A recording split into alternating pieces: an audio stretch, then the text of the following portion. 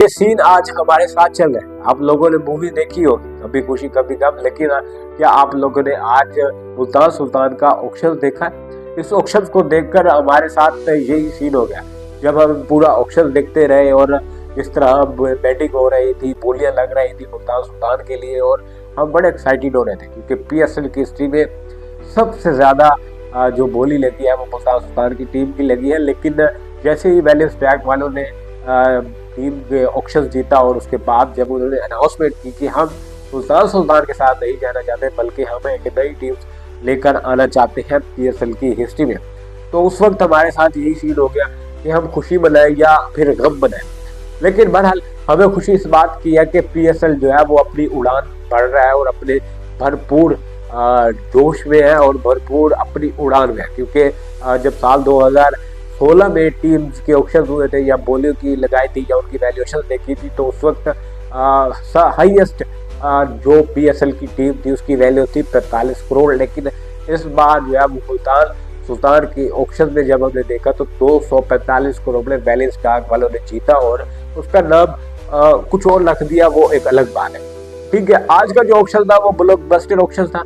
Auction की तरफ बढ़े तो ऑक्शन में 5 क्वालिफाइड बैटर्स थे और उनके नाम में आप बताते चले कि DSM जो कि मिस्टर अली खान तरीन और मुल्तान सुल्तान के साबका ओनर्स भी थे, और उसके अलावा CD वेंचर्स दूसरे क्वालिफाइड बैटर थे और एम नेक्स्ट तीसरे, और चौथे की अगर बात करें तो वो वैली स्टैक वाले और पार्टिकल इग्नाइट्स, ये भी एक कंपनी थी जो कि इस ऑक्शन में आज उन्होंने शिरकत की थी और कॉम्पिटिशन की और इसका हिस्सा थे इस ऑक्शन का।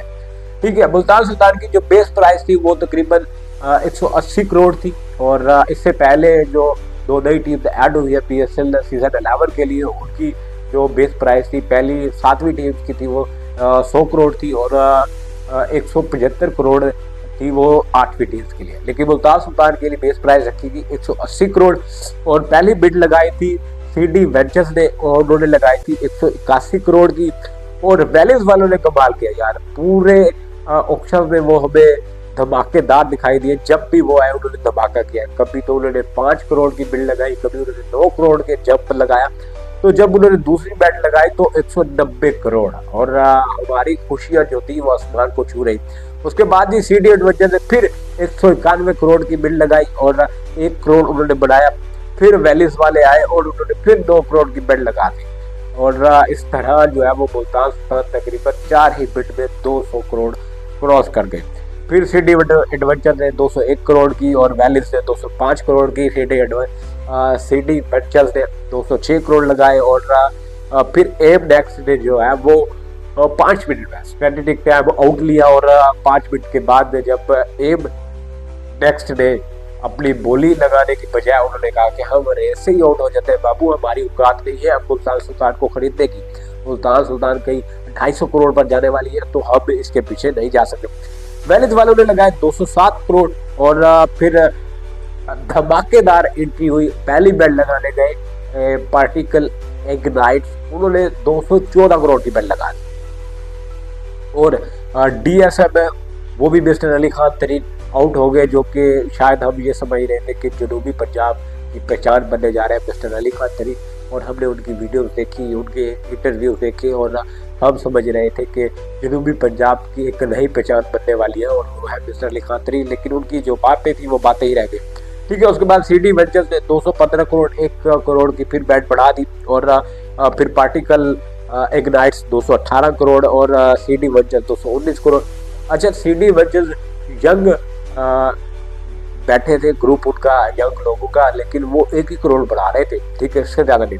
ठीक है, वैलिस वालों ने 220 करोड़ कर दिया, CD वेंचर्स फिर 221 करोड़, फिर पार्टिकल इग्नाइट्स 225 करोड़ पर पहुंचा, CD वेंचर्स 226 करोड़ पर फिर आया, और फिर CD वेंचर्स 235 करोड़, यकदम ही उन्होंने 7 करोड़ का बढ़ा दिया।